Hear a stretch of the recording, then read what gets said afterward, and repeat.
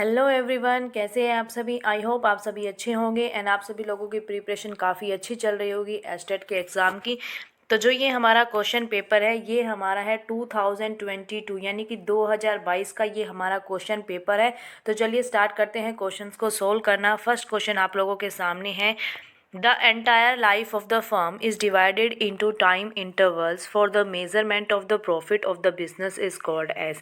Firm के पूरे जीवन काल के समय को व्यवसाय के लाभों के मापन के लिए समय अंतरालों में बांटा जाता है, यानी कि टाइम पीरियड में इसको क्या किया जाता है, बांटा जाता है। तो यह क्या कहलाता है? Cost concept, going concern concept, accounting period concept या फिर रियलाइजेशन कॉन्सेप्ट। तो देखिए कॉस्ट कॉन्सेप्ट में हमने पढ़ा था, जो प्रीवियस जो हमने क्वेश्चन पेपर सोल्व किया था उसमें भी कॉन्सेप्ट के रिगार्डिंग क्वेश्चंस आए थे। तो कॉस्ट कॉन्सेप्ट हमारा क्या कहते हैं कि जो भी हम परचेज करते हैं उसको हमें हिस्टोरिकल बेस पे क्या करना चाहिए, रिकॉर्ड करना चाहिए। ठीक है। गोइंग कंसर्न कॉन्सेप्ट क्या मानता है कि जो हमारा बिजनेस है वो लॉन्ग टर्म टाइम पीरियड तक चलते रहने वाला है। अकाउंटिंग पीरियड कॉन्सेप्ट क्या कहता है, वो यही कहता है जो जितने भी जो हमारा बिजनेस है उसकी जो पूरी लाइफ है उसको हम किस में डिस्ट्रीब्यूट करते हैं, स्मॉल स्मॉल पार्ट्स में डिस्ट्रीब्यूट करते हैं और उसी के बेस पर हमारा ये क्वेश्चन है। तो राइट आंसर क्या हो जाएगा हमारा? अकाउंटिंग पीरियड कॉन्सेप्ट हमारा जो है बिल्कुल राइट आंसर हो जाएगा। ठीक है, आगे चलिए नेक्स्ट क्वेश्चन देखिए। The ratio in which the continuing partner has acquired the share from the retiring or deceased partner is called। विद्यमान साझेदार जिस अनुपात में सेवानिवृत्त मृत साझेदार से प्राप्त भाग का अधिग्रहण करते हैं क्या कहलाता है? देखिए याद रखना हमेशा, आपने दो चैप्टर पढ़े होंगे, एडमिशन ऑफ अ पार्टनर या फिर रिटायरमेंट और डेथ ऑफ अ पार्टनर। ठीक है, ये चैप्टर आप सभी बच्चों ने पढ़े हैं। ठीक है, तो उसमें क्या होता है, जब भी कोई नया पार्टनर फर्म में एंटर करता है यानी कि एडमिशन के टाइम पे, तो जो हमारे ओल्ड पार्टनर्स होते हैं उनको क्या करना पड़ता है बेटा, अपने शेयर का हमेशा क्या करना पड़ता है, सेक्रीफाइस करना पड़ता है। क्या करना पड़ता है? सेक्रीफाइस। किस टाइम पे? एडमिशन के टाइम पे। किसके टाइम पे? एडमिशन के टाइम पर ओल्ड पार्टनर्स क्या करते हैं, हमेशा सेक्रीफाइस करते हैं। और जब भी हमारा क्या होते हैं, जो पार्टनर्स होते हैं वो रिटायर होते हैं या फिर डेथ होती है, रिटायर होते हैं या फिर डेथ होती है, तो उस टाइम पर जो हमारे ओल्ड पार्टनर्स हमेशा क्या करते हैं, गेन करते हैं। ऐसा क्यों होता है? देखिए जब भी कोई एडमिशन करता है पार्टनर फर्म के अंदर, तो क्या होगा, जो ओल्ड पार्टनर्स हैं उनका शेयर कम हो जाएगा, क्योंकि अब नया पार्टनर आएगा वो भी हिस्सा लेगा, तो उनको क्या करना पड़ता है, हमेशा सेक्रीफाइस करता है। लेकिन जब रिटायरमेंट हो रही है पार्टनर्स, मान लीजिए 3 पार्टनर्स है, अब उनमें से एक जा रहा है, 2 पार्टनर बचेंगे, तो उनका तो शेयर ज़्यादा होगा, इट मीन्स वो क्या करते हैं, गेन करते हैं। तो इस क्वेश्चन में क्लियरली आपको लिखा है, क्या लिखा है, रिटायरिंग और डिक्रीज्ड पार्टनर। तो जाहिर सी बात है राइट आंसर हमारा क्या हो जाएगा, गेनिंग रेशियो, यहाँ पर राइट आंसर हो जाएगा। ठीक है, आगे चलिए नेक्स्ट क्वेश्चन है हमारा। लेवरेज और capital structure ratios are also known as. हमेशा आपको जानने की जरूरत है कैपिटल स्ट्रक्चर क्या होता है। देखिए कैपिटल स्ट्रक्चर किसी भी फर्म का एक स्ट्रक्चर बताता है कैपिटल के रिगार्डिंग, कि उनकी जो कैपिटल है वो कहाँ से आई हुई है, यानी कि जो उनकी कैपिटल है कितनी उसमें इक्विटी इंक्लूड है, कितने उसमें डिवेंचर्स इंक्लूड है, कितने उन्होंने लोन्स लिए हुए हैं। तो ये सारी चीज़ें किस में आते हैं, कैपिटल स्ट्रक्चर के अंदर आती है। यानी कि एक फर्म की जो कैपिटल होती है वो कैसे बनी हुई है, कहाँ कहाँ से उन्होंने कैपिटल ले रखी है, तो वही हमारा क्या कहलाता है, कैपिटल स्ट्रक्चर कहलाता है। अब देखने से पता चला है इसमें इक्विटी इंक्लूड है, डिवेंचर्स इंक्लूड है, लोन्स वगैरह इंक्लूड है, तो ये जाहिर सी बात है लॉन्ग टर्म के लिए बात हो गई। तो ये हमारी कौन सा रेशियो हो जाती है, तो राइट आंसर हमारा क्या हो जाएगा, long term solvency ratio is the right answer. क्या हो जाएगा, लॉन्ग टर्म सोल्वेंसी कौन सी होती है हमारी, चाहे तो आप इसको लेवरेज और कैपिटल स्ट्रक्चर रेशियो के नाम से जान सकते हैं या फिर लॉन्ग टर्म सोल्वेंसी रेशियो के आप नाम से इसको जान सकते हैं। ठीक है, आगे चलिए नेक्स्ट क्वेश्चन है। On dissolution of a firm liabilities are transferred. जब भी हमारे फर्म का जो क्या होता है, विघटन होता है, तो जो दायित्व होते हैं, जो भी आपकी लाइबिलिटीज होती है, आप उनको कहाँ पर ट्रांसफर करते हैं। आपने अकाउंट्स प्रिपेयर किए होंगे क्लास 12 में, जब डिसोल्यूशन का हम चैप्टर पढ़ते हैं तो वहाँ पर जो लाइबिलिटी होती है डिसोल्यूशन के टाइम हम किस अकाउंट को प्रिपेयर करते हैं, बताएंगे सभी। बैंक अकाउंट नहीं, वहाँ पर हम लायबिलिटी शो नहीं करते, रिजर्व एंड सरप्लस अकाउंट में भी नहीं करते, कैश अकाउंट में भी नहीं करते, एक नया सेपरेट अकाउंट प्रिपेयर करते हैं जिसको हम किस नाम से जानते हैं, आप सभी रियलाइजेशन अकाउंट के नाम से जानते हैं। रियलाइजेशन अकाउंट में क्या होता है, जब भी फर्म का क्या होता है, डिसोल्यूशन होता है, तो वहाँ पर हम क्या करते हैं, अपनी एसेट्स एंड जितनी भी लायबिलिटीज़ होती है उनकी एक्चुअल वैल्यू फाइंड करते हैं और जो भी आउटसाइडर्स होते हैं उनकी पेमेंट करते हैं, बाद में जो भी पार्टनर को बचता है वो आपस में क्या कर लेते हैं, डिस्ट्रीब्यूट कर देते हैं। तो राइट आंसर हमारा क्या हो जाएगा, रियलाइजेशन अकाउंट यानी कि वसूली खाते में हम क्या करते हैं, लायबिलिटी को ट्रांसफर करते हैं।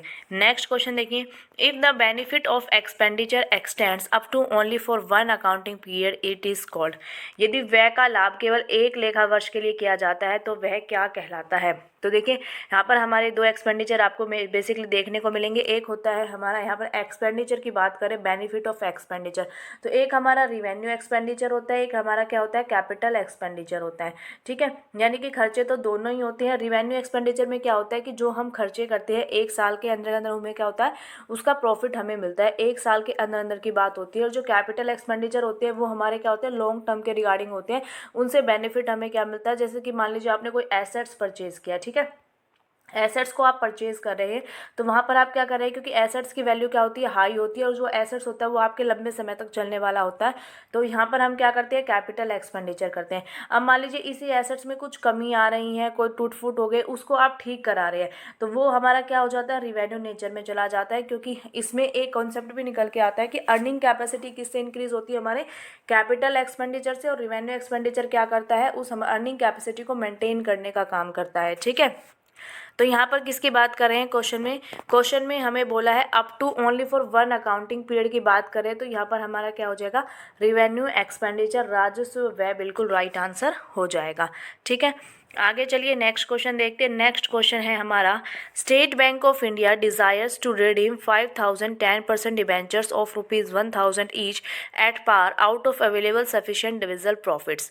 इन this case how much amount should be transfer to debentures redemption reserve account as per requirement under section 71 subsection 4 of Indian Companies Act, read with rule 18 subsection 7 of a banking company।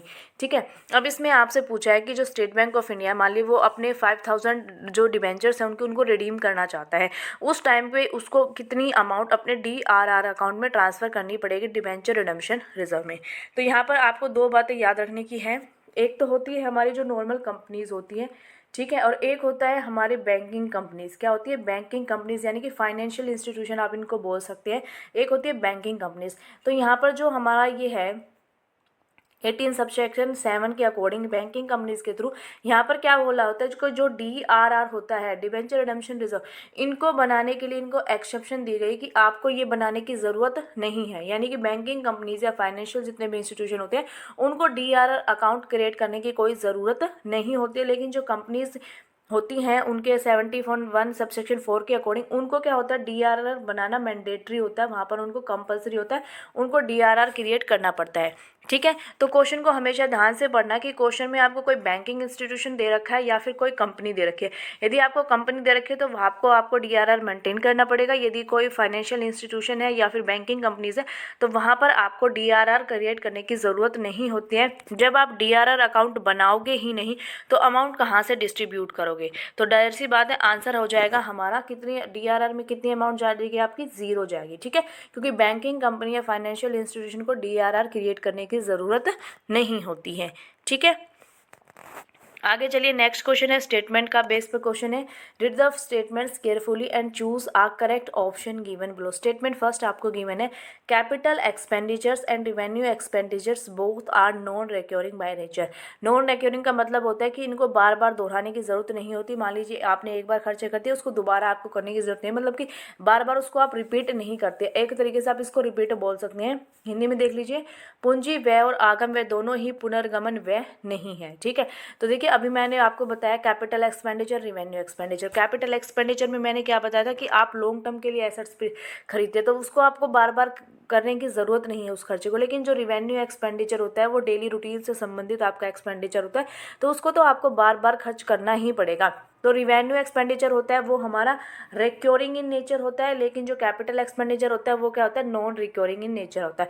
It means हमारी first statement तो बिल्कुल गलत है। ठीक है, आगे चलिए next statement देखते हैं। स्टेटमेंट 2 क्या कहती है, स्टेटमेंट 2 में बोला है कि capital expenditures increase earning capacity of business. जो कैपिटल एक्सपेंडिचर है वो क्या करता है, अर्निंग कैपेसिटी को इंक्रीज करता है। वेयर जो रिवेन्यू एक्सपेंडिचर है are incurred to maintain earning capacity. ये बात मैंने अभी आपको प्रीवियस क्वेश्चन में आपको बताई थी कि जो हमारे कैपिटल एक्सपेंडिचर होते हैं वो हमेशा क्या करते हैं, हमारी अर्निंग कैपेसिटी को इंक्रीज़ करने का काम करते हैं। एंड जो रिवेन्यू एक्सपेंडिचर होती है वो क्या करते हैं, उसको मेंटेन करने का काम करते हैं, किसको, अर्निंग कैपेसिटी को। तो राइट आंसर हमारा इस क्वेश्चन का क्या हो जाएगा, only statement second is correct, हमारा राइट आंसर हो जाएगा, क्योंकि स्टेटमेंट सेकंड हमारी क्या है, ट्रू है। आगे चलिए नेक्स्ट क्वेश्चन देखिए। नेक्स्ट क्वेश्चन है, in which activity all profits of a company are not distributed among the shareholders as dividend but a part of the profits is retained और री इन्वेस्टेड इन द बिजनेस। देखिए, किस क्रियाकलाप में company के सभी लाभों को अंशधारियों में लाभांश के रूप में नहीं बांटा जाता, बल्कि इन लाभों का एक हिस्सा व्यवसाय में रोक लिया जाता है और उसको पुनर्निवेश कर दिया जाता है। यानी कि इस क्वेश्चन में क्या बोला है, मान लीजिए एक फर्म में क्या हो रहा है, प्रॉफिट हो रहा है, ठीक है। उन्होंने क्या किया, उस प्रॉफिट के कुछ पार्ट को अपने पास रख लिया, उसको as a dividend shareholders में डिस्ट्रीब्यूट नहीं किया गया, बल्कि कंपनी ने अपने पास रख लिया उस पार्ट को, एंड उस पार्ट को क्या कर दिया, दोबारा मार्केट में इन्वेस्ट कर दिया, ठीक है, यानी कि उसको री इन्वेस्ट कर दिया। तो आप उसको क्या बोलेंगे, ये टर्म आपसे पूछिए, ये टर्म हमारी क्या होती है, याद रखना हमेशा, प्लगिंग बैक ऑफ प्रॉफिट्स हमारी ये टर्म होती है, लाभ पुनर्निवेश, ठीक है। हिंदी में आसानी से समझेंगे, लाभ का पुनर्निवेश, यानी कि जो हमारा प्रॉफिट हुआ था उसको हमने शेयर होल्डर्स में डिस्ट्रीब्यूट ना करने की बजाय क्या कर दिया, मार्केट में दोबारा री इन्वेस्ट कर दिया, तो उसको हम क्या बोलते हैं, प्लगिंग बैक ऑफ प्रॉफिट्स बोलते हैं, ठीक है। आगे चलिए नेक्स्ट क्वेश्चन है, a company issues 1000 debentures of ₹100 each at a discount of 6% and the debentures are to be repaid by equal installments of ₹20,000 at the end of each year starting from first year, which amount of discount is written off at the end of first year.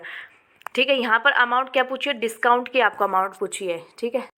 Question को समझेंगे, question क्या बोला कि एक company है, उसके पास क्या है, 1000 डिबेंचर्स है, ₹100 का एक है, उसने क्या किया, उसको डिस्काउंट पर इशू किया। तो ये जो देखिए, जब भी हम डिस्काउंट देते हैं तो डिस्काउंट हमारा क्या होता है, लॉस होता है, ठीक है।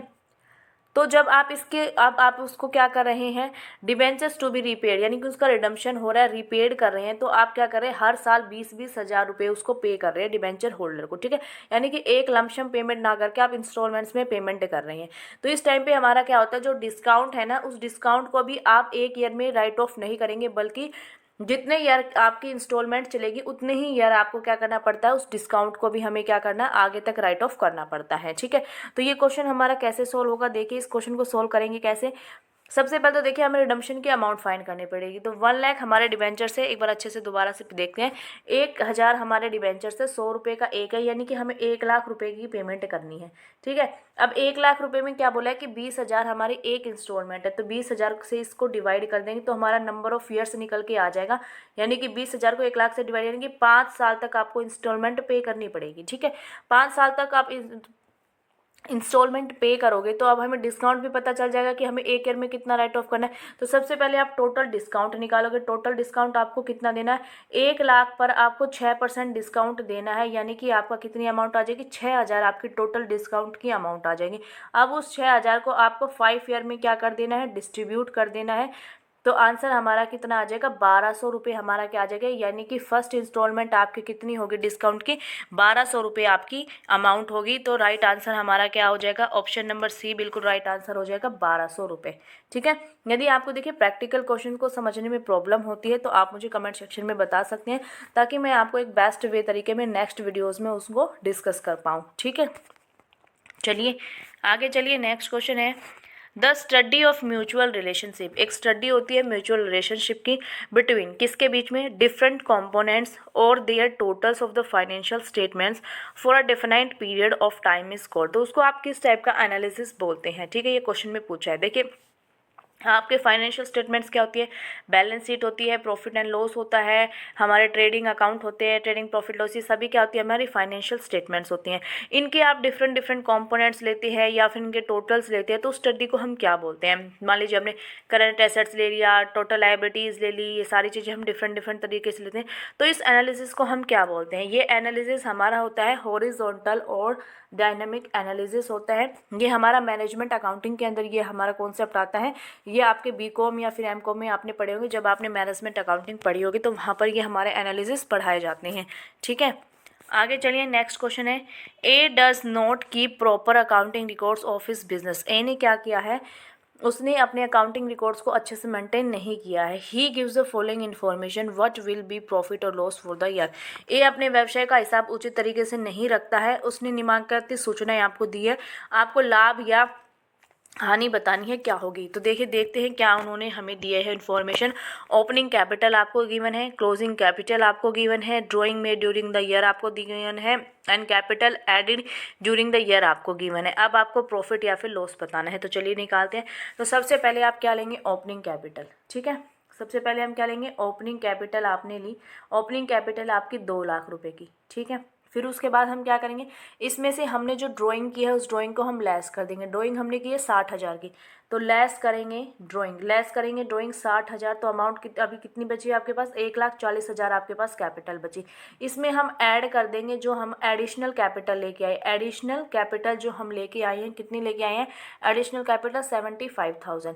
75,000 हम एडिशनल कैपिटल लेके आए, तो 2,15,000, यानी कि इन दोनों को ऐड करेंगे 2,15,000 हमारी क्या हो जाएगी, टोटल कैपिटल हो जाएगी। ठीक है, टोटल कैपिटल हो जाएगी हमारी 2,15,000। अब हमें गिवन है हमारी क्लोजिंग कैपिटल, हमें ईयर के एंड की कैपिटल है हमारी 2,50,000। ठीक है, और हमारी टोटल कैपिटल है जितनी हमने इन्वेस्ट किया वो है 2,15,000। तो इन दोनों के बीच का डिफरेंस क्या है हमारा, 35,000। तो ये 35,000 क्या हो जाएगा, हमारा प्रॉफिट हो जाएगा। राइट आंसर हो जाएगा हमारा option number C is the right answer, 35,000। ठीक है, समझ में आया कैसे किया। सबसे पहले हमने क्या किया, ओपनिंग कैपिटल को लिया, इसमें हमने लेस की, हमारी जितनी भी ड्राइंग हमने की थी उसको लेस कर दिया, एडिशनल कैपिटल को उसमें ऐड कर दिया, तो टोटल कैपिटल निकल कर आ गई। टोटल कैपिटल और हमारी जो क्लोजिंग कैपिटल के बीच का जो अंतर हमने देखा, तो वो क्या हो गया, हमारा प्रॉफिट होगा। इसमें आप रिवर्स भी कर सकते। देखिए मान लीजिए आपकी क्लोजिंग कैपिटल क्या होती, कम होती, और टोटल जो कैपिटल है वो ज़्यादा होती, तो वहाँ पर हमारा क्या हो जाता, लॉस हो जाता। उस केस में क्या हो जाता, लॉस हो जाता। ठीक है, आगे चलिए। नेक्स्ट क्वेश्चन है, representation of various factors affecting net profit and capital employed by a chart known as. एक रिप्रेजेंटेशन होता है हमारा वेरियस फैक्टर्स का, जो किसको इफेक्ट करते हैं, net profit and capital employed by a chart known as. यानी कि एक रिप्रेजेंटेशन है, एक चार्ट है जिसमें शो किया जाता है किसको, various factors net profit and capital employed को शो किया जाता है। तो ये हमारा किस में किया जाता है, हमेशा याद रखना, डुओ पॉइंट चार्ट में हम इसको शो करते हैं। ब्रेक इवन पॉइंट में क्या होता है, हमारा total expenses is equal to total revenue होता है। ये होता है हमारा न्यूयॉर्क स्टॉक एक्सचेंज चार्ट होता है इसके अंदर। ठीक है, तो इस क्वेश्चन का राइट आंसर हो जाता है हमारा डुओ पॉइंट चार्ट, हमारा राइट आंसर हो जाता है। नेक्स्ट क्वेश्चन देखिए, 103, working capital of a company is 21,28,000 and total debts are 42,50,000। If the company's long term debt are this then current ratio will be. ठीक है, सिंपल से है question, क्या पूछे, करंट रेशियो आपको पूछिए। तो देखिए निकालेंगे करंट रेशियो, कैसे निकालेंगे। सबसे पहले आप लोगों को करंट रेशियो का फॉर्मूला पता होना चाहिए। तो करंट रेशियो हमारी क्या होती है, हमेशा current assets upon current liabilities होती है। ठीक है, फॉर्मूला सिंपल सा है, current assets upon current liabilities. अब हमारे पास करंट एसेट्स भी हमारे पास होना चाहिए, करंट लायबिलिटीज भी होनी चाहिए। तो इस क्वेश्चन में देखिए हमें क्या क्या गिवन। तो सबसे पहले हम निकालेंगे करंट लायबिलिटीज। कैसे निकालेंगे, इसमें आपको गिवन है टोटल डेट्स आपको गिवन है। ठीक है, एंड उसके साथ आपको लॉन्ग टर्म डेट आपको गिवन है। जब टोटल डेट गिवन है, लॉन्ग टर्म डेट गिवन है, तो वहाँ से आप क्या निकालेंगे, करंट लाइबिलिटीज़, यानी कि शॉर्ट टर्म डेट जो निकालोगे तो वो करंट लाइबिलिटीज़ हो जाएगी। तो 42,50,000 में से 27,30,000 आप घटाओगे तो आंसर आ जाएगा हमारा 15,20,000। हमारी क्या निकल के आ जाएगी, करंट लाइबिलिटीज़ निकल के आ जाएगी। अब हमें निकालना है करंट एसेट्स। तो करंट एसेट्स निकालते समय हम कैसे निकालेंगे, हमारे पास एक फॉर्मूला होता है वर्किंग कैपिटल का। वर्किंग कैपिटल क्या होता है, हमारा करंट एसेट्स में थे हम माइनस कर देते हैं करंट लायबिलिटी, तो हमारा वर्किंग कैपिटल निकल कर आ जाता है। तो अब वर्किंग कैपिटल हमें गिवन है तो इधर लिख देंगे वर्किंग कैपिटल। करंट लायबिलिटी हमने निकाली वो लिख देंगे इधर। यहाँ पे बीच का है माइनस का साइन, तो इधर जाके क्या हो जाएगा, प्लस। तो करंट एसेट्स हमारा निकल के आ जाएगा। ठीक है, अभी बताती हूँ दोबारा इरेज करके इसको। तो करंट एसेट्स हमारा कैसे निकल के आ जाएगा, करंट एसेट्स हमारा निकल के आ जाएगा वर्किंग कैपिटल में हम प्लस कर देंगे करंट लायबिलिटीज़, तो हमारा करंट एसेट्स निकल के आ जाएगा। वर्किंग कैपिटल है हमारी 21,28,000 और हमारी करंट लायबिलिटीज़ अभी हमने निकाली थी 15,20,000। दोनों को प्लस करेंगे तो कितना आ जाएगा, 36,48,000 हमारा करंट एसेट्स आ जाएगा। ठीक है। अपॉन होती है हमारी करंट लायबिलिटी, तो करंट लायबिलिटी कितनी थी 15,20,000। इन दोनों को काटोगे आप तो जो रेशो निकल के आएगी वो आपकी निकल के आएगी 2.4:11। सो राइट आंसर इस क्वेश्चन क्या हो जाएगा, ऑप्शन नंबर 4 जो है वो हमारा राइट आंसर हो जाएगा, 2.4:1 राइट आंसर हो जाएगा। ठीक है, आगे देखिए next question, which ratio indicates the firm's capacity to pay long term debts and procure additional loans and informs whether the firm is following the policy of trading on equity. कौन सा अनुपात संस्था के दीर्घकालीन ऋणों के भुगतान करने तथा अतिरिक्त ऋण प्रदान करने की क्षमता तथा संस्था के क्षमता पर व्यापार की नीति पर चलने के बारे में जानकारी देता है। ठीक है, proprietary ratio, debt equity ratio, return on share holders fund या फिर डेट सर्विस रेशियो। तो देखिए अभी हम करके आए थे डेट इक्विटी रेशियो, तो उसमें हमने क्या था कि डेट और इक्विटी के रिलेशन को बताता है। तो इसी में बोला गया है, क्या बोला गया है, which ratio indicates the firm capacity to pay long term debts. Long term debts हमारे कैसे होता है, डेट होती है, इक्विटी होती है, and procure additional loans and informs whether firm से बोलते ये किस में आता है, हमारा डेट इक्विटी रेशियो के अंदर आता है, ऋण समता अनुपात के अंतर्गत आता है। ठीक है, आगे चलिए नेक्स्ट क्वेश्चन है, read the statements carefully and choose a correct option given below. Statement 1 आपको गिवन है, depreciation must be charge so as to ascertain due profit और loss of the business. Depreciation हमेशा हमें चार्ज करना चाहिए क्योंकि उससे क्या होता है, हमारे बिजनेस का ट्रू प्रॉफिट और लॉस हमें पता चलता है। व्यवसाय का सत्य लाभ अथवा हानि ज्ञात करने के लिए हराश लगाना अनिवार्य है। तो ये बात एकदम बिल्कुल सटीक तरीके से बिल्कुल राइट है। आगे सेकंड स्टेटमेंट पढ़ेंगे, when the market value of an asset is higher than book value depreciation is not charge. ये क्या बात है भाई, आज तक हमने ऐसा रूल आज तक हमने नहीं पढ़ा। डेप्रिसिएशन आपने कितनी बार पढ़ा होगा, 11th में आप डेप्रिसिएशन पढ़ते हैं, उसके बाद आप बीकॉम में डेप्रिसिएशन का चैप्टर पढ़ते हैं। आपने कहीं भी ये देखा है कि मार्केट वैल्यू की वजह से हम डेप्रिसिएशन नहीं चार्ज कर रहे हैं, ये तो आज तक हमने कभी भी नहीं सुना है। तो जाहिर सी बात है हमारी स्टेटमेंट सेकेंड है वो क्या है, रॉन्ग है। स्टेटमेंट फर्स्ट हमारी राइट है, तो आंसर हो जाएगा ओनली स्टेटमेंट 1 इज करेक्ट। तो देखिए कभी भी हमारा मार्केट वैल्यू की वजह से हमारा डेप्रिसिएशन पर ये नहीं है कि हम लगाते नहीं है। डेप्रिसिएशन तो क्या होता है, जो हमारी एक्चुअल अमाउंट है उसमें ईयर बाय ईयर जो हमारी कमी आ रही है उसी को तो हम लेस करते जा रहे हैं, तो इसमें मार्केट वैल्यू का क्या मतलब। तो मार्केट वैल्यू की वजह से ऐसा कभी नहीं होता कि हम डेप्रिसिएशन नहीं लगाएंगे। ठीक है, petty cash book is maintain for recording. जो पैटी कैश बुक होती है, खुदरा रोकड़ बही होती है, वो किसको दर्ज करने के लिए बनाई जाती है। फर्स्ट ऑप्शन है petty incomes only, petty expenses paid in cash, petty incomes received in cash only, petty incomes and petty expenses. तो देखिए यहाँ पर जो हमारा लिखा है पैटी कैश बुक, यानी कि मेनली ये रिकॉर्ड तो किसके लिए की जाती है, कैश को रिकॉर्ड करने के लिए इसका वर्क होता है। ठीक है, तो पैटी इनकम्स ओनली तो इसमें वैसे ही कट जाएगा, तो यहाँ पर हम क्योंकि कैश में बात कर रहे हैं। ठीक है, फिर है petty expenses paid in cash and petty incomes received in cash only, petty incomes and petty expenses. देखिए यही हमारा क्या होता है, कैश बुक का ही एक पार्ट होता है जिसके अंदर हम क्या करते हैं, जितने भी हमारे छोटे छोटे जितने भी हमारे खर्चे होते हैं जिनको हम कैश बुक में रिकॉर्ड नहीं करते हैं। मान लीजिए देखिए आपने बिजनेस में पेन परचेज़ करना है, पेंसिल परचेज़ करनी है, स्टेशनरी का कोई भी आइटम आपको परचेज़ करना है, तो देखिए ये डेली रूटीन में आपको परचेज़ करना होता है क्योंकि इनका वर्क होता है। यदि आप इनकी एंट्री कैश बुक में करोगे तो कैश बुक क्या हो जाएगी, बहुत ज़्यादा बड़ी हो जाएगी, लेंदी हो जाएगी। ठीक है, तो उसी से बचने के लिए हम क्या करते हैं, एक separate petty cash book prepare करते हैं जिसके अंदर हम सिर्फ क्या करते हैं, जो कैश में जो हमारे एक्सपेंसेस होते हैं वो पैटी एक्सपेंसेस जो होते हैं छोटे छोटे उन्हीं को हम रिकॉर्ड करते हैं। यहाँ पर इनकम्स नहीं आएगी, याद रखना। पैटी कैश बुक में हमेशा क्या आते हैं, पैटी एक्सपेंसेस ही इसके अंदर आते हैं। तो राइट आंसर हो जाएगा option number B, petty expenses paid in cash. नकद में किए गए खुदरा व्यय ही सारे इसमें क्या आते हैं, इंक्लूड किए जाते हैं। ठीक है, नेक्स्ट क्वेश्चन देखिए 107, read the statements carefully and choose a correct option that given below. तो स्टेटमेंट फर्स्ट आपको दे रखी है, passbook is the statement of account of the customer maintained by the bank. तो देखिए आप सभी को पता होगा पासबुक क्या होती है, आप सभी ने अपना बैंक में अकाउंट ओपन कर रखा होगा तो वहाँ से आपको एक पासबुक मिलती है। तो जब भी आपको पासबुक में एंट्री करवानी होती है तो वो एंट्री आप कहाँ से करवाते हैं, आप बैंक में जाते हैं, बैंक वाले उसकी क्या देते हैं, आपको एंट्री करके देते हैं। ठीक है, इसमें भी यही बोला है कि पासबुक जो है वो एक अकाउंट होता है कस्टमर का जिसमें स्टेटमेंट्स होती है और इसको कौन मेंटेन करता है, ये बैंक के द्वारा मेंटेन की जाती है। तो ये बात आपकी बिल्कुल राइट है। नेक्स्ट स्टेटमेंट देखिए, नेक्स्ट स्टेटमेंट क्या बोल रही है, a business firm periodically prepares a bank reconciliation statement to reconcile the bank balance as per the cash book with the passbook as these two show different balances for various reasons। तो देखिए जो हमारी bank reconciliation statement होती है ये हम क्यों बनाते हैं। देखिए जब भी कई बार क्या होता है, फर्म क्या करती है, अपनी कैश बुक मेंटेन करती है और बैंक क्या मेंटेन करती है, पासबुक मेंटेन करती है। समटाइम्स क्या होता है उन दोनों में डिफरेंस देखा जाता है। तो उसी डिफरेंस को जानने के लिए हम क्या बनाते हैं, बैंक रिकन्सिलेशन स्टेटमेंट बनाते हैं। तो ये बात भी हमारी बिल्कुल करेक्ट है, स्टेटमेंट सेकंड भी करेक्ट है। तो राइट आंसर आप लोगों का क्या हो जाएगा, ऑप्शन है ओनली स्टेटमेंट वन करेक्ट। नहीं, हमारी तो दोनों करेक्ट है, तो ये गलत हो जाएगा, ओनली सेकंड भी गलत हो जाएगा, बोथ स्टेटमेंट्स आर करेक्ट क्या हो जाएगा, राइट आंसर हो जाएगा। ठीक है, आगे चलिए। नेक्स्ट क्वेश्चन है, प्रैक्टिकल क्वेश्चन है ये हमारा। The current liabilities of XYZ company limited are ₹1,50,000, its current ratio is 3:1 and liquid ratio is 1:1।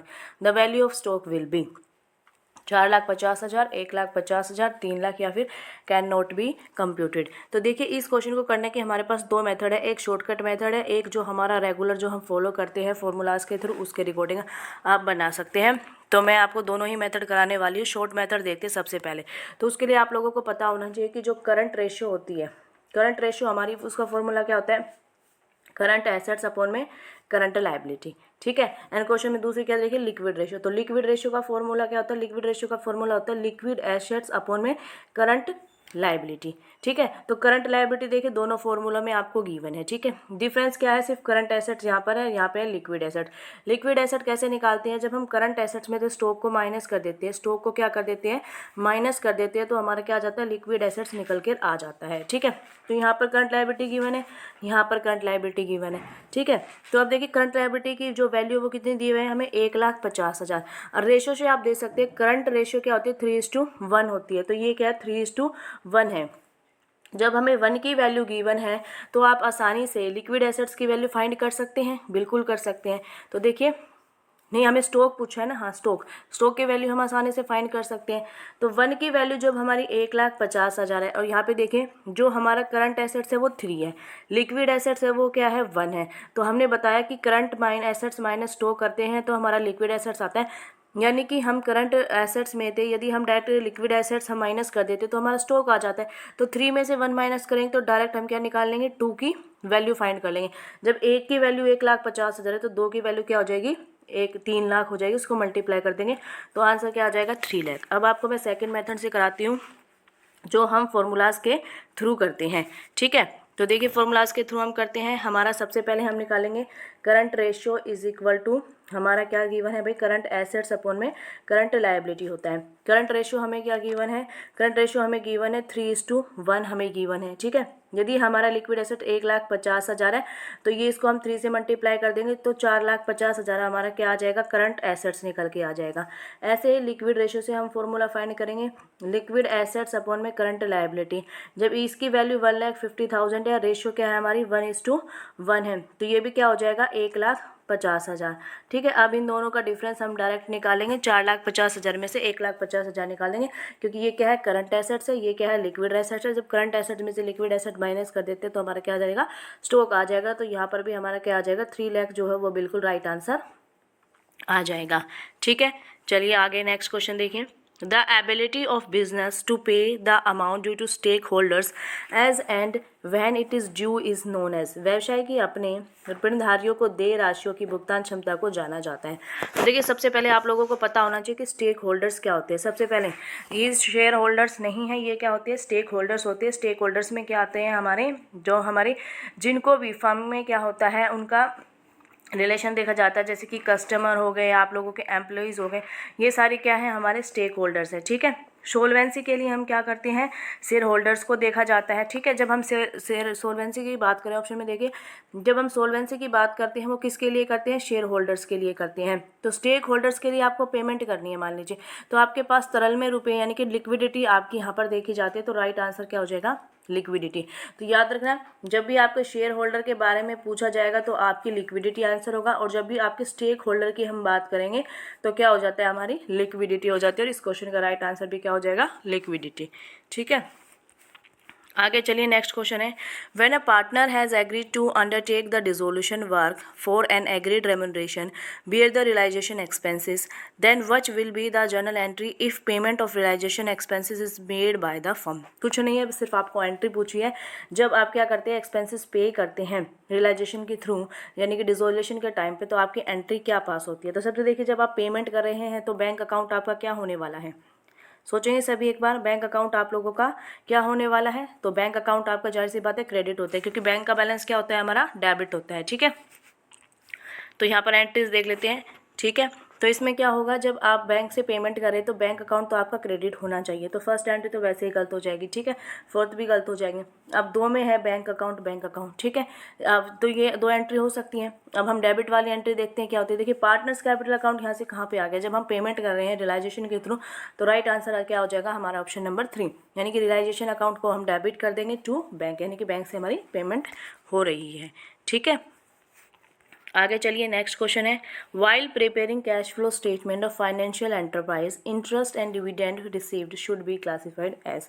देखिए, जब भी आप कैश फ्लो स्टेटमेंट बनाते हैं, वहाँ पर आप 3 एक्टिविटीज़ को देखते हैं, operating activity, financing activity, investing activity, और ये बिजनेस एक्टिविटी तो होती ही नहीं है, तो ये तो डायरेक्ट कट जाएगा। ठीक है, अब बात कर रहे हैं कि सबसे पहले आपको क्वेश्चन में देखना है कि जो भी एंटरप्राइज के बारे में आपको पूछा जाएगा वो किस टाइप का एंटरप्राइज है, फाइनेंशियल एंटरप्राइज है या फिर अलग से मैन्युफैक्चरिंग वगैरह, ये सारी इंडस्ट्रीज है। ठीक है, तो क्वेश्चन में साफ साफ लिखा है कि फाइनेंशियल एंटरप्राइज है।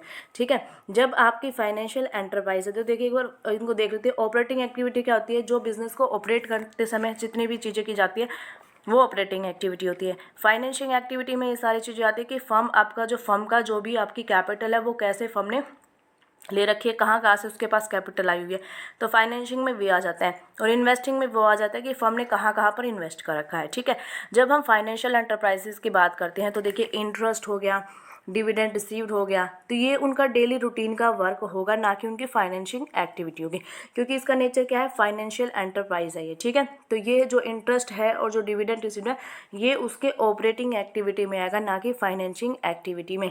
यदि यहाँ पर आपका क्वेश्चन में फाइनेंशियल की जगह मैन्युफैक्चरिंग लिखा होता तो ये यहाँ पर क्या हो जाती है, फाइनेंशिंग एक्टिविटी हो जाती है, लेकिन यहाँ पर नेचर ये क्या है, फर्म का फाइनेंशियल नेचर की वो फर्म है, तो ये काम उसके डेली रूटीन के होने वाले हैं, तो ये आंसर हो जाएगा हमारा ऑपरेटिंग एक्टिविटी।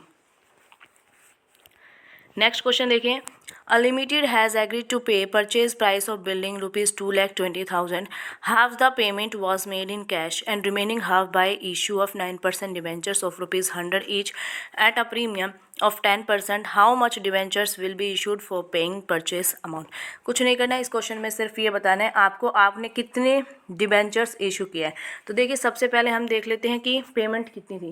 भाई 2,20,000 पेमेंट उसको करनी थी, तो हाफ तो उसने कैश में पे कर दी और हाफ के लिए क्या किया है, डिवेंचर इशू किया है।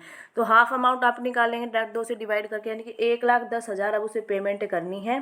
1,10,000 उसने कैश में पे कर दिया है। अब इसके रिगार्डिंग उसने क्या किया है, डिबेंचर्स को इशू किया है, तो आपको डिबेंचर्स की अमाउंट बतानी है। देखिए, यहाँ पर क्या हो जाएगा, उसने 100 रुपये का एक डिबेंचर इशू किया है, एट अ प्रीमियम पर किया है 10%, तो 100 का 10% कितना होता है बच्चे, 10 होता है। तो यानी कि उसने डिबेंचर्स कितने का इशू किया है, 100 प्लस में प्रीमियम की अमाउंट आप ऐड करेंगे तो 110 रुपये का उसने क्या किया है, डिबेंचर्स को इशू किया। 110 रुपये का एक है और टोटल अमाउंट उनको कितनी पे करनी है, 1,10,000, तो आपस में दोनों को डिवाइड कर देंगे तो डिबेंचर्स की अमाउंट हमारे निकल के आ जाएगी। इसको कट करेंगे तो आंसर आ जाएगा 1,000 डिबेंचर। ठीक है, अब यहाँ पर देखिए 1,000 डिबेंचर 100 रुपये के एक है, यानी कि 1,00,000 रुपये यहाँ पर आएंगे। उसने पे कितने किए हैं भाई, 1,00,000 रुपये की है, लेकिन पे कितने करने थे, 1,10,000, तो प्रीमियम की वजह से फर्म को क्या हो गया, प्रॉफिट हो गया है। ठीक है, राइट आंसर क्या हो जाएगा, 1,000 सॉरी। यदि यहीं पे इसी क्वेश्चन में देखिए, सेम आपको इसी क्वेश्चन में लिखा होता कि आपने डिस्काउंट पे किया है, ठीक है, यहाँ पर 10% क्या होता, डिस्काउंट होता। ठीक है, तो आप क्या करते, 1,10,000 जो आपकी अमाउंट है उसको आप क्या करते, 100 से 110 से डिवाइड ना करके 100 में से 10% जो हमारा डिस्काउंट होता है उसको लेस कर देते, या यहाँ पे आप 90 से डिवाइड करते, तो वहाँ पर हमारा क्या होता, जो हमारे अमाउंट ऑफ डिबेंचर है वो भी ज़्यादा आते। ठीक है, तो इस क्वेश्चन का राइट आंसर क्या हो जाएगा, option number 1, 1,000 is the right answer. ठीक है, आगे चलिए, नेक्स्ट क्वेश्चन देखिए, which statement is true for receipt and payment account. Receipt and payment account से रिगार्डिंग इनमें से कौन सी ट्रू है स्टेटमेंट, ये आपको बतानी है। इट इंक्लूड्स डेप्रिसिएशन, कि जो आपकी रिसिप्ट एंड पेमेंट अकाउंट होती है उसमें आप डेप्रिसिएशन को इंक्लूड करते हैं। It does not include depreciation. देखिए अब यहीं से हमारा आंसर मिल जाएगा, क्योंकि दोनों स्टेटमेंट क्या करिए, कॉन्ट्राडिक्ट करिए एक दूसरे को। इसमें बोल रहा है कि इसमें इंक्लूड होता है डेप्रिसिएशन, इसमें बोला है कि डेप्रिसिएशन इंक्लूड नहीं होता, तो बाकी दोनों स्टेटमेंट आपको पढ़ने की जरूरत है ही नहीं, या तो होगा या नहीं होगा, तो एक ही बात हमें इनमें से चूज़ करनी है, ठीक है। तो ट्रू आपको इसमें से बताना है।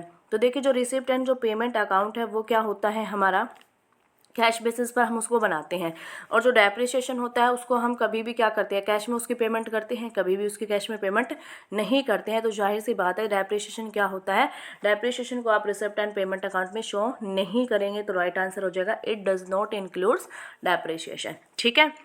आगे चलिए नेक्स्ट क्वेश्चन देखिए, the expenses that are include in connection with the formation of a company are called. जो भी एक्सपेंसेस आप फर्म को फॉर्म करने के लिए क्या करते हैं, लगाते हैं, एक कंपनी बनाने के संबंध में जो व्यय किए जाते हैं, तो उसको हमेशा क्या कहते हैं, याद रखना, प्रिलिमिनरी एक्सपेंसेस बोलते हैं। क्या बोलते हैं, प्रिलिमिनरी एक्सपेंसेस, प्रारंभिक व्यय उसको बोला जाता है। Capital expenditure, expenses on issue of shares, ये सारी चीज़ें मैं आपको अच्छे से क्लियरली डिफाइन कर चुकी हूँ। जो हमने प्रीवियस ईयर का क्वेश्चन पेपर किया था उसमें मैंने आपको अच्छे से ये सारी चीज़ें बता रखी। कैपिटल एक्सपेंडिचर क्या होता है, डेफर्ड रिवेन्यू एक्सपेंडिचर क्या होता है, रिवेन्यू एक्सपेंडिचर, तो इन टर्म को हम सब अच्छे से पढ़ चुके हैं, ठीक है। आगे चलिए नेक्स्ट क्वेश्चन है हमारा, the recurring grants in the form of maintenance grant is treated as. आवर्ती अनुदान जो कि निर्वाह अनुदान के रूप में माना जाता है, इसको आप क्या बोलते हैं। इसका बताइए, कैपिटल रिसिप्ट आप इसको बोलेंगे, डोनेशंस बोलेंगे, रिवेन्यू रिसिप्ट बोलेंगे, या फिर एंडोमेंट फंड बोलेंगे। तो रेक्योरिंग, देखिए रेक्योरिंग से ही हमारा आंसर निकल के आ जाता है। रेक्योरिंग क्या होती है, बार बार होने वाली कोई घटना होती है, यानी कि जो बार बार जो ट्रांजेक्शन्स होगी वो किस में आ जाता है, हमारा रिक्योरिंग में आ जाता है। और रिक्योरिंग ही क्या होती है, हमारी रिवेन्यू होती है। तो यहीं से देख के हमें आंसर मिल जाएगा रिवेन्यू रिसिप्ट, इसका राइट आंसर हो जाएगा, ठीक है। आगे चलिए देखिए नेक्स्ट क्वेश्चन है हुंडी से रिगार्डिंग। हुंडी के रिगार्डिंग भी आपका एग्जाम में क्वेश्चन पूछा जाता है। Which hundi is similar to demand bill. Demand bill, demand bill क्या होता है, यानी कि जैसे ही आप शो करोगे बिल को उसी टाइम पे आपकी पेमेंट हो जाएगी। तो इसी के रिगार्डिंग इनमें से कौन सी हुंडी आपको देखने को मिलती है। तो देखिए क्वेश्चन क्या है, दर्शनी हुंडी, सहयोग हुंडी, मुद्दती हुंडी, या फिर जवाबी हुंडी। तो देखिए जो हमारी दर्शनी हुंडी है वो ही इसका क्या हो जाएगा, राइट आंसर हो जाएगा, क्योंकि दर्शनी हुंडी ही क्या होती है, डिमांड के टाइम जब भी आप उसकी डिमांड करोगे तो आपको उसकी पेमेंट कर दी जाएगी। तो डिमांड बिल किसके बराबर है, दर्शनी हुंडी के बराबर है। एक बार इनके बारे में भी मैं आपको बताती हूँ। सहयोग हुंडी क्या होती है, यह क्या होती है, इसमें एक साहा होता है। साहा क्या होता है, एक रिप्रेजेंटेटिव पर्सन होता है, रिस्पेक्टेबल पर्सन होता है, जो क्या होता है, जिसकी फाइनेंशियल वर्थ काफ़ी अच्छी होती है, तो उसी को ये हुंडी दी जाती है, ठीक है। मुद्दती हुंडी में क्या होता है, ये टाइम के बेसिस पे, जो हमारी on the basis of time जो हुंडी वो होती है बिल, उसी के अकॉर्डिंग क्या होती है, मुद्दती हुंडी है, ये टाइम पीरियड के बेस पर होती है। और जवाबी हुंडी क्या होती है, ये ट्रांसफरेबल होती है, एक जगह से दूसरी जगह पर आसानी से जा सकती है, और जिस भी पर्सन के हैंड में ये मिलेगी उसी को इसकी क्या दी जाती है, पेमेंट की जाती है, ठीक है। आगे चलिए नेक्स्ट क्वेश्चन है, from the following which statement is not true for bill of exchange. इनमें से बिल ऑफ एक्सचेंज के रिगार्डिंग कौन सी स्टेटमेंट ट्रू नहीं है, ठीक है। It is drawn by the debtor, it is drawn by the creditor. तो यहीं से आपको आंसर मिल जाएगा, या तो भैया डेटर के द्वारा क्रिएट की जाएगी या फिर यह क्रेडिटर के द्वारा। It contains an order to make payment, it requires acceptance by the drawing और someone else on his behalf. तो देखिए एक तो होता है हमारा प्रोमिसरी नोट, ठीक है, और एक होता है हमारा बिल ऑफ एक्सचेंज, ठीक है, एक होता है बिल ऑफ एक्सचेंज। इसमें क्या होता है, प्रोमिसरी में तो क्या होता है, प्रोमिसरी नोट में एक हम बिल बनाते हैं, वो एक प्रोमिस होता है, काइंड ऑफ क्या होता है, प्रोमिस होता है। तो जिसको पेमेंट करनी होती है वो इसको क्रिएट करता है कि भाई मुझे ये इतनी अमाउंट आपको पे करनी है और मैं वादा करता हूँ मैं इस टाइम पीरियड तक आपकी पेमेंट कर दूंगा। वो होती है प्रोमिसरी नोट, यानी कि जो पैसा देने वाला है, यानी कि डेटर ही क्या करता है, इसको क्रिएट करता है, ठीक है। और फिर यहाँ पर आती है bill of exchange. Bill of exchange जो क्या होता है, एक ऑर्डर होता है पेमेंट करने का, यानी कि जो भी बंदा लेनदार है जिसको पैसे लेने हैं वो इसको क्रिएट करता है और उस पर लिखता है कि ये एक ऑर्डर है, आपको इस टाइम तक आपको इसकी पेमेंट करनी है, और इसके रिगार्डिंग एक्सेप्टेंस रिक्वायर्ड होती है, क्योंकि एक्सेप्ट इसको कौन करेगा, डेटर इसको एक्सेप्ट करेगा, ठीक है। तो यहाँ पर जो नोट ट्रू पूछा है तो यह हो जाएगा it is done by the debtor के द्वारा क्रिएट नहीं की जाती है, तो राइट आंसर यही हो जाएगा। बिल्स ऑफ एक्सचेंज किसके द्वारा बनाया जाता है, क्रेडिटर के द्वारा बिल ऑफ एक्सचेंज बनाया जाता है। ये एक प्रकार का ऑर्डर होता है और यहाँ पर एक्सेप्टेंस की क्या होती है, रिक्वायरमेंट होती है, ठीक है। आगे चलिए नेक्स्ट क्वेश्चन है, Kaushal and Gulab are partners in a firm, sharing profit in ratio in the 5:3. They admit Raju as a new partner for 1/7 share in the profit. The new profit sharing ratio will be 4:2:1. The sacrifice ratio of Kaushal and Gulab will be, कुछ नहीं करना है, sacrifice ratio आपको find करनी है।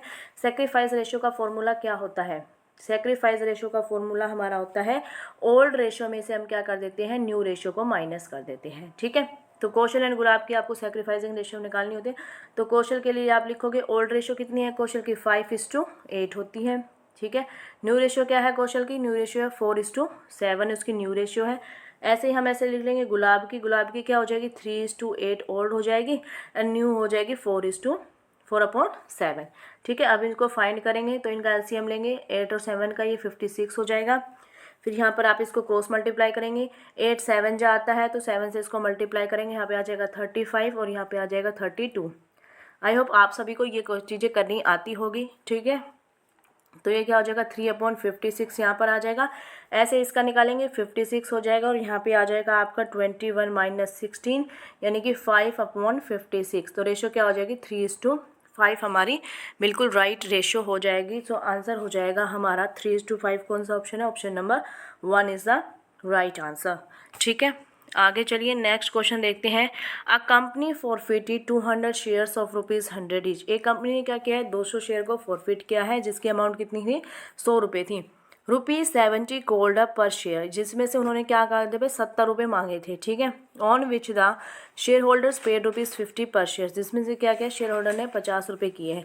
These shares वर री issued, जो share forfeit किए गए हैं 200, उनको क्या किया गया, वापस से री इशू किया गया है।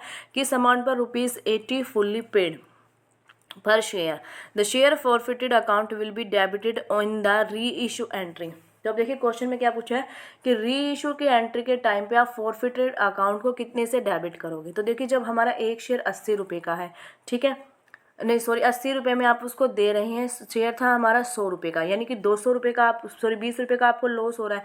तो जो ये लॉस हो रहा है रीइशू के टाइम पे, आप इसको कवर कहाँ से करोगे, फॉरफिचर अकाउंट से करोगे। तो जाहिर सी बात है, तो 200 शेयर हैं, 20 रुपये आप ले रहे हैं एक शेयर का फॉरफिचर से, तो यानी कि 200 गुणा में 20 तो 4000 हमारी अमाउंट आ जाएगी। इसको हम कहाँ से बियर करेंगे, फॉरफिचर अकाउंट से। तो जब फॉरफिचर अकाउंट से इसको बियर करेंगे तो फॉरफिचर का जो अमाउंट है वो कितने से डेबिट होगा, 4000 से हमारा डेबिट हो जाएगा। सो राइट आंसर हो जाएगा option number 2 is the right answer. ठीक है, आगे चलिए। In which system the monetary effect of a transaction is taken into account in the period in which they are earned rather than in the period in which cash is actually received or paid by the enterprise? किस प्रणाली में लेन then के मौद्रिक प्रभाव का लेखा खातों में इसके उपार्जन के समय के अनुसार किया जाता है, न कि इसके बदले में वास्तविक मौद्रिक विनिमय के समय में। यानी कि आपको इस सिस्टम पूछा है कि किस सिस्टम में आप ये करते हैं कि जब भी आपको कोई अमाउंट के कोई भी ट्रांजैक्शन हो रही है, आप उसी टाइम उसको रिकॉर्ड कर रहे हैं, चाहे आपको पेमेंट हुई हो या ना हुई हो। तो ये कौन सा सिस्टम होता है, ये हमारा अक्रूवल बेसिस सिस्टम होता है। ठीक है, जिसमें हम क्या करते हैं, जो ट्रांजैक्शन जिस टाइम पे घटना घटित होती है उसी को उसी टाइम पे हम रिकॉर्ड कर लेते हैं, चाहे उसके रिगार्डिंग हमारी पेमेंट हुई हो या ना हुई हो। ठीक है, और लेकिन जो कैश बेसिस होता है उसमें हम क्या करते हैं कि जब हमें एक्चुअल में कैश रिसीव्ड होता है उसी टाइम पे हम क्या करते हैं, उस ट्रांजैक्शन को रिकॉर्ड करते हैं। तो 120 का क्वेश्चन का आंसर हो जाएगा हमारा accrual basis system. The opinion and belief segment of an attitude is, ये ऑर्गेनाइजेशनल बिहेवियर का चैप्टर है, जिसके अंदर क्या होते हैं, आपके वेरियस कंपोनेंट्स होते हैं। उन कंपोनेंट्स में से ये एक सेगमेंट, ये जो सेगमेंट आपको दिया है ओपिनियन एंड बिलीफ, ये किसका इन कंपोनेंट में से क्या है, सेगमेंट है। ओपिनियन एंड बिलीफ किसके अंदर आता है, अफेक्टिव कंपोनेंट के अंदर आता है, बिहेवियरल कंपोनेंट के अंदर आता है, फीलिंग आता है, या फिर कॉग्निटिव कंपोनेंट आता है। तो देखिए जो फीलिंग जो आपका कंपोनेंट है ये बिहेवियरल का ही पार्ट हो जाता है। ठीक है, अफेक्टिव कंपोनेंट इसका आंसर नहीं होगा। जो ओपिनियन एंड बिलीफ जो सेगमेंट है ये हमारा किसके अंदर आता है, कॉग्निटिव कंपोनेंट के अंदर आता है। बिहेवियरल में हमारा फीलिंग्स को देखा जाता है एंड अफेक्टिव में हमारे एक्शंस को देखा जाता है। ठीक है, नेक्स्ट क्वेश्चन देखिए। The foreign trade development and regulation act 1992 replaced which of the following acts. इनमें से यानी कि जो तो फॉरेन ट्रेड डेवलपमेंट जो एक्ट था 1992 उसने किसको इनमें से रिप्लेस किया था, यानी कि किसको रिप्लेस करके फॉरेन ट्रेड डेवलपमेंट एक्ट लागू किया गया था। Import and export control act 1947, export regulation act 1962, import development act 1952, both second या थर्ड। तो बड़ा ही फैक्चुअल क्वेश्चन है, ज़्यादा सोचने की ज़रूरत नहीं है। सो राइट आंसर आ जाएगा आपका option number 1 is the right answer. Import and export जो कंट्रोल एक्ट 1947 था उसको रिप्लेस करके क्या बनाया गया था, फॉरेन ट्रेड डेवलपमेंट एक्ट जो था ये हमारा बनाया गया था। नेक्स्ट क्वेश्चन है, a principle of enlightenment marketing that requires that a company seek real product and marketing improvements. ठीक है, यहाँ पे देखिए हिंदी में देखिए, प्रबुद्ध विपणन एक ऐसा सिद्धांत है जिसके लिए एक कंपनी को वास्तविक उत्पाद और विपणन सुधार की आवश्यकताएं होती हैं। तो ये किस चीज़ की बात कर रहा है, जो ये पॉइंट स्पेशली इसमें कस्टमर वैल्यू मार्केटिंग की बात हो रही है, इनोवेटिव मार्केटिंग की बात हो रही है, सेंस ऑफ मिशन मार्केटिंग की, या फिर कंज्यूमर ओरिएंटेड मार्केटिंग। तो देखिए जब भी आपको कहीं भी इम्प्रूवमेंट्स की बात नज़र आती है, company seek real product and marketing improvement. Improvement क्या होता है, इम्प्रूवमेंट का मतलब ही यही हो जाता है कि या तो कोई जो आपका ओल्ड प्रोडक्ट है उसमें आपको कुछ सुधार लाना है, या फिर आपको कोई नया प्रोडक्ट ही मार्केट्स में लेकर आना है जाकि जो सिचुएशन चल रही है उससे आप बाहर आ सकें। ठीक है, तो राइट आंसर क्या हो जाएगा इसका, इनोवेटिव मार्केटिंग के अंदर ये सारी चीज़ें आपकी देखी जाती है। ठीक है, नेक्स्ट क्वेश्चन देखिए, banking and insurance are which type of industries. कितना इजी क्वेश्चन है, क्लास 11th का आपका जो फर्स्ट चैप्टर होता है उसी का ये क्वेश्चन है। बैंकिंग एंड इंश्योरेंस किस में आता है, आपकी 3 टाइप्स की इंडस्ट्री होती है, आप सभी को पता है, primary, secondary and tertiary. Primary के अंदर हमारा क्या आ जाता है, जेनेटिक इंडस्ट्री आ जाती है, ये सारी चीज़। सेकेंड में हमारा क्या आ जाता है, सेकेंड इंडस्ट्री में जो हमारी इंडस्ट्रीज होती है, मैन्युफैक्चरिंग वगैरह, ये सारी चीज़ें इसमें आ जाती हैं। और जितनी भी हमारी सेवाएं होती हैं वो सभी किसी में आ जाती हैं, आपकी टर्सरी इंडस्ट्रीज़ में आ जाती है। तो बैंकिंग एंड इंश्योरेंस भी क्या है, ये सर्विस है, और ये किसके में आती है, हमारी टर्सरी इंडस्ट्रीज़ के अंदर आती हैं। ठीक है, नेक्स्ट क्वेश्चन देखें, staff authority works as. Staff जो अथॉरिटी है वो किसके लिए वर्क करती है, अ चेन ऑफ कमांड होती है, अ चैनल ऑफ कम्युनिकेशन होती है, अ कैरियर ऑफ रिस्पॉन्सिबिलिटी होती है, या फिर एडवाइस ऑफ सर्टेन मैटर होता है। तो देखिए स्टाफ जो अथॉरिटी है वो कब अपॉइंट की जाती है, जब भी कोई लाइन मैनेजर होते हैं, लाइन मैनेजर में जैसे कि जो आपके मैनेजर्स होते हैं उनको गाइड करने के लिए क्या किया जाता है, स्टाफ जो होता है वो अपॉइंट किया जाता है। जो हमारे लाइन मैनेजर्स होते हैं, लाइन हमारी ऐसे चलती है, जो ऐसे मैनेजर्स होते हैं, और इनको एडवाइस देने के लिए हम किसको अपॉइंट करते हैं, स्टाफ को अपॉइंट करते हैं। तो राइट आंसर क्या हो जाएगा, एडवाइस ऑफ सर्टेन मैटर्स। कुछ ऐसे स्पेसिफिक मैटर हो जाते हैं जिसके लिए हमें स्पेशलिस्ट की ज़रूरत पड़ जाती है, तो उसमें क्या होता है, हमारे जो स्टाफ अथॉरिटी है वो अपॉइंट की जाती है जो हमारे मैनेजर्स होते हैं उनको गाइड करने के लिए। ठीक है, सो राइट आंसर हो जाएगा advice of certain matters. Next question है हमारा, which one of the following is not an element of communication process.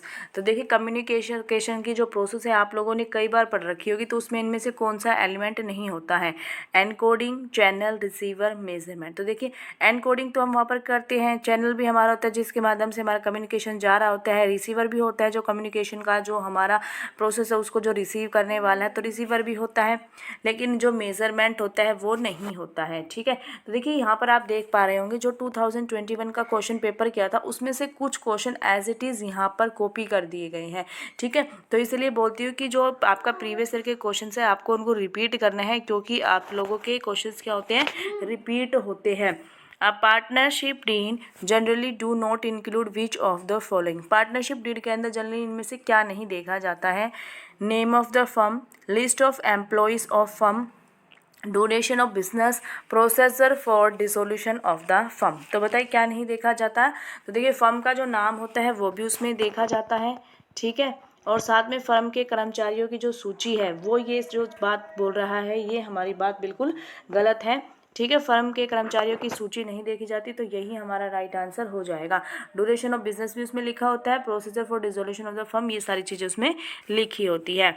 ये क्वेश्चन है जो देखिए, invisible in the balance of payment account refer to, जो बैलेंस ऑफ पेमेंट अकाउंट में जो invisible का जो हमारा हेड होता है उसके अंदर क्या आती है, goods transaction, service transaction, capital transaction या फिर एक्सपोर्ट प्रमोशन, तो उसके अंदर क्या आ जाता है, इनविजिबल में हमारी सर्विसेज आती है। ठीक है, तो ये क्वेश्चन भी आपका रिपीट हुआ है। नेक्स्ट क्वेश्चन देखिए, an organised movement of citizens and government agencies to improve the rights and power of buyers in relation to sellers, तो देखिए क्या लिखी है, buyer and relation to sellers, buyers और सेलर के बीच के रिलेशन को जो ये है उसमें इम्प्रूवमेंट की बात हो रही है। ठीक है, तो ये किसको दर्शाता है, कंज्यूमरिज्म को, एनवायरमेंटलिज्म को, सस्टेनेबिलिटी को या सिटीजनशिप को, तो राइट आंसर क्या हो जाएगा, उपभोक्तावाद ही बिल्कुल करेक्ट आंसर हो जाएगा हमारा, कंज्यूमरिज्म हो जाएगा। विक्रेता के संबंधों में खरीदारों के अधिकारों शक्ति में सुधार के लिए नागरिकों की सरकारी एजेंसियों का एक संगठित आंदोलन क्या कहलाता है, उपभोक्तावाद कहलाता है। ठीक है, आगे चलिए, नेक्स्ट क्वेश्चन है, a temporary pricing in which company sales products below the list price, ये एक टेम्परेरी प्राइस होता है। ठीक है, जिसमें क्या करती है कंपनी, क्या करती है, बिलो द जो उनका लिस्ट प्राइस है उससे बिलो पे सेल्स करती है, and sometimes even below cost to increase short term sales, sometimes क्या करती है, जो कॉस्ट होती है ना उससे भी बिलो वो क्या करती है, समटाइम्स सेल कर देती है। तो ये क्यों करती है, जब भी देखिए कंपनी को क्या करना है, एक शॉर्ट टर्म टाइम पीरियड में जब भी अपनी क्या करना होता है, प्रमोशन करना होता है, उस टाइम पे कंपनी क्या करती है, अपना जो प्राइस होती है वो समटाइम्स कॉस्ट से भी कम प्राइस पर सेल करने लग जाती है।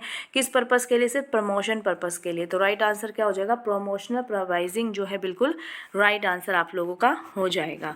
ठीक है, आगे चलिए, नेक्स्ट क्वेश्चन है, money is what money does, this definition of money was given by, पैसा वह है जो पैसा करता है, पैसे की है परिभाषा किसके द्वारा दी गई है, तो जो ये परिभाषा है ये आपकी वॉकर के द्वारा दी गई है। सो राइट आंसर हो जाएगा, walker is the right answer. ठीक है, आगे देखिए ये क्या है, who has given the concept of POSDCORB, तो ये देखिए ये क्या है, ये आपका ये होती है मैनेजमेंट में आता है, ये आपका planning, organising, staffing, directing, coordinating, ये सारी चीज़ें यही टर्म होती है। तो ये जो कॉन्सेप्ट है वो किसने दिया है, मैनेजमेंट के रिगार्डिंग क्वेश्चन है ये, तो ये आपका दिया है लुथर गुलिक ने दिया है। 132 क्वेश्चन का राइट आंसर क्या हो जाएगा, option number D is the right answer. तो जो ये अवधारणा है किसके द्वारा दी गई है, ये लुथर गुलिक के द्वारा दी गई है। नेक्स्ट क्वेश्चन है, प्रोसेस ऑफ ऑर्गेनाइजिंग इंक्लूड, जो ऑर्गेनाइजिंग की जो प्रोसेस होती है उसमें क्या इंक्लूड होता है, तो ऑर्गेनाइजिंग में क्या होता है कि सारी चीज़ें का सब चीज़ें एक साथ रखना होता है, भाई कैसे क्या किया जाना है, किसको कौन करेगा, ये सारे वर्क उसके अंदर डिसाइड किए जाते हैं ऑर्गेनाइजिंग के अंदर। तो डेवलपिंग प्रेमिसेस भी नहीं आएगा, सेटिंग ऑब्जेक्टिव भी उसमें नहीं आएगा, तो इसका राइट आंसर क्या हो जाएगा, assigning duties, assignment of duties, कर्तव्यों का निर्धारण करना किस में आ जाता है, ऑर्गेनाइजिंग की प्रोसेस के अंदर आता है। जिन भी बच्चों को इन सभी की प्रोसेस पता होगी, प्लानिंग की, ऑर्गेनाइजिंग की, स्टाफिंग की, डायरेक्टिंग की, कंट्रोलिंग की, क्योंकि यहाँ से एक क्वेश्चन आप लोगों का बनता है, तो यदि आप लोगों को नहीं पता है तो एक बार इन सभी की प्रोसेस आप देख लेना। ठीक है, नेक्स्ट क्वेश्चन है, when was GATT establish, GATT कब एस्टेब्लिश हुआ था, गेट के रिगार्डिंग भी मैंने क्वेश्चन जो आपका DATE+B के स्टूडेंट है उनके लिए जो मैं प्रीवियस ईयर के क्वेश्चंस करा रही थी इंटरनेशनल बिजनेस चैप्टर में, वहाँ से गेट के रिगार्डिंग बहुत ज़्यादा क्वेश्चन पूछे गए थे। तब भी मैंने आपको बताया था गेट बहुत ही इंपॉर्टेंट है, ये आपका स्टेट में भी पूछा जाता है। ठीक है, तो देख सकते हैं प्रीवियस ईयर के क्वेश्चन में गेट का क्वेश्चन आया हुआ है। तो गेट कब एस्टेब्लिश हुआ था ये आपको बताना है, इसका राइट आंसर हो जाएगा 1948, और गेट को आगे चलकर किस में रिप्लेस कर दिया गया था, WTO में इसको रिप्लेस कर दिया गया था इन 1995 के अंदर। ठीक है, तो गेट कब एस्टेब्लिश हुआ था, 1948 में एस्टेब्लिश हुआ था। ठीक है, आगे चलिए, interest rate and inflation rate are included under which factor of business environment, जो इंटरेस्ट रेट होती है ना, इन्फ्लेशन रेट होती है, ये किसके अंदर इंक्लूड होती है, बिजनेस एनवायरनमेंट में अंदर। तो जाहिर सी बात है ये इकोनॉमिक्स से रिलेट करती है, इंटरेस्ट रेट होती है, इन्फ्लेशन रेट होती है, तो ये इकोनॉमिक एनवायरनमेंट में ही आने वाली है। Social environment, legal environment, technological environment, इसका कोई भी लेन देन नहीं है। तो डायरेक्ट आपका आंसर क्या हो जाएगा, economic environment is the right answer. ठीक है, which of the following is included in Fayol's principle of management. ठीक है, तो देखिए हेनरी फ्योल ने जो दिए थे हमें कितने प्रिंसिपल्स दिए थे बेटा, 14 प्रिंसिपल दिए थे। एंड FW टेलर ने हमें क्या दिए थे, साइंटिफिक जो हमारे प्रिंसिपल थे वो दिए थे 4। ठीक है, तो इनमें से कुछ तो आपके साइंटिफिक जो हमारे प्रिंसिपल है वो दिए गए हैं, कुछ हमारे फ्योल्स के प्रिंसिपल एक जो आपको फाइंड करना है। तो हार्मोनी नॉट डिस्कॉर्ड ये हमारा साइंटिफिक प्रिंसिपल है, तो ये जिसको टेलर ने दिया है। कोऑपरेशन नॉट इंडिविजुअलिज्म ये भी हमारा टेलर ने दिया है। Development of each and every person ये भी हमारा टेलर ने दिया है। तो फ्योल का कौन सा है, unity of command is the right answer. ठीक है, आगे चलिए नेक्स्ट क्वेश्चन है, the organisational structure most suitable for large organisation having diversified activities is. इनमें से आप लोगों का कौन सा ऑर्गेनाइजेशन स्ट्रक्चर मोस्ट सुटेबल होगा लार्ज ऑर्गेनाइजेशंस के अंदर, जिसके अंदर क्या होती है, विभिन्न प्रकार की एक्टिविटीज़ होती है, डिफरेंट टाइप्स ऑफ एक्टिविटीज़ वहाँ पर कंडक्ट कराई जाती है। तो देखिए यहाँ पे जो मैनेजरल नाम का तो कोई स्ट्रक्चर है ही नहीं। फॉर्मल स्ट्रक्चर में क्या होता है कि आपकी जो भी आपके एक लाइन के थ्रू काम होता है, इनफॉर्मल स्ट्रक्चर में अपने आप ग्रुपिंग में हो जाती है। तो वो इसमें पार्ट, इस क्वेश्चन में इसके बारे में पूछा ही नहीं है, तो ये ऑप्शन भी आपका कट हो जाएगा। अब बात होती है सिर्फ डिविजनल स्ट्रक्चर की एंड फंक्शनल स्ट्रक्चर की। तो देखिए डिविजनल स्ट्रक्चर जहाँ पर वहाँ पर होता है जहाँ पे देखिए एक कंपनी बहुत सारे टाइप के प्रोडक्ट बनाती है, जैसे एक तरफ प्लास्टिक का प्रोडक्ट बनानी है, एक तरफ मेटल का प्रोडक्ट बनानी है, तो वहाँ पर डिवीजन कर दिया जाता है कि प्लास्टिक के सारा काम इधर होगा, भाई मेटेरियल का सारा काम इधर होगा। ठीक है, और जब आ जाती है फंक्शनल में क्या होती है, एक्टिविटीज़ की बात होती है कि जहाँ पर डिफरेंट एक्टिविटीज़ कंडक्ट कराई जाती है। सो पर्टिकुलर क्वेश्चन का आंसर क्या हो जाएगा हमारा, फंक्शनल स्ट्रक्चर बिल्कुल राइट आंसर हो जाएगा।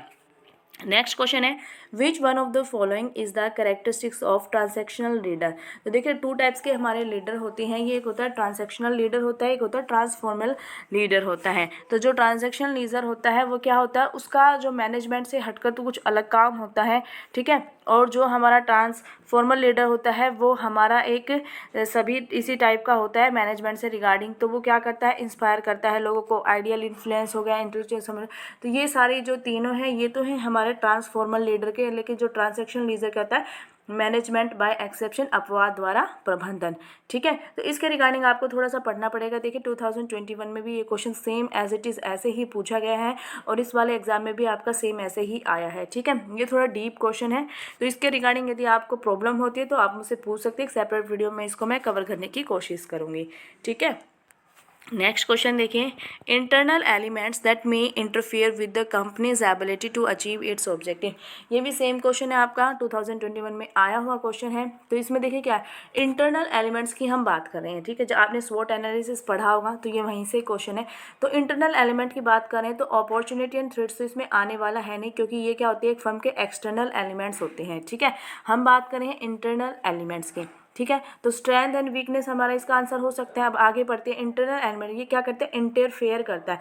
जब भी यार इंटरफेयर की बात करें इट मीन्स आपको नेगेटिव साउंड हो रहा है। ये जब नेगेटिव साउंड होगा तो स्ट्रेंथ तो हमारी पॉजिटिव होती है, तो ये आंसर भी हमारा होने वाला नहीं। तो राइट आंसर क्या हो जाएगा, वीकनेस हमारा राइट आंसर हो जाएगा। Option number 2 is the right answer.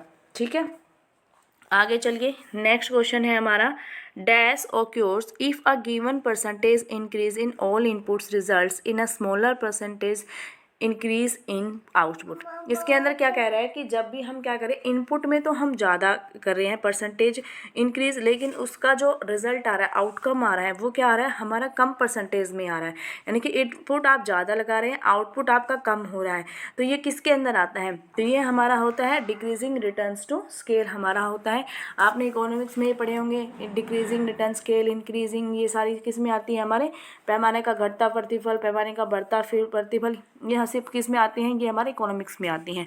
ठीक है, आगे चलिए नेक्स्ट क्वेश्चन है, which one of these can be delegated. इनमें से किसको आप डेलीगेट कर सकते हैं। देखिए पहले तो बात है जो अकाउंटेबिलिटी है उसको आप कभी भी क्या नहीं कर सकते, डेलीगेट नहीं कर सकते हैं। अकाउंटेबिलिटी कभी भी आपकी डेलीगेट नहीं होगी। तो डेलीगेट आपकी पावर, अथॉरिटी एंड रिस्पॉन्सिबिलिटी हो सकती है, लेकिन आपको जो अच्छा बेस्ट ऑप्शन है वो आपको यहाँ पर चूज़ करना है। सो राइट आंसर आपका यहाँ पर क्या हो जाएगा, रिस्पॉन्सिबिलिटी को आप इन दोनों के कंपेरिजन में क्या कर सकते हैं, डेलीगेट कर सकते हैं। तो राइट आंसर हो जाएगा आपका option number 3 is the right answer आप लोगों का हो जाएगा। ठीक है, नेक्स्ट क्वेश्चन देखिए, who determines the cash reserve ratio. कितना इजी क्वेश्चन है। कैश रिजर्व रेशियो कौन, ये क्रेडिट कंट्रोल को साख नियंत्रण के ये हमारे कुछ वो होते हैं टूल्स, उनके थ्रू जिनके थ्रू हम क्या करते हैं अपने साख का नियंत्रण यानी कि क्रेडिट का क्रिएशन हम करते हैं कंट्रोल। तो कैश रिजर्व रेशियो किसके द्वारा डिटरमाइन की जाती है भाई, सेंट्रल बैंक यानी कि आरबीआई के द्वारा हमारी ये मेंटेन की जाती है, डिटरमाइन की जाती है। नेक्स्ट क्वेश्चन है, efficiency through work simplification and standardisation is focused by. जो हमारा कार्य का सरलीकरण है और मानकीकरण के माध्यम से दक्षता किसके द्वारा बताई गई है।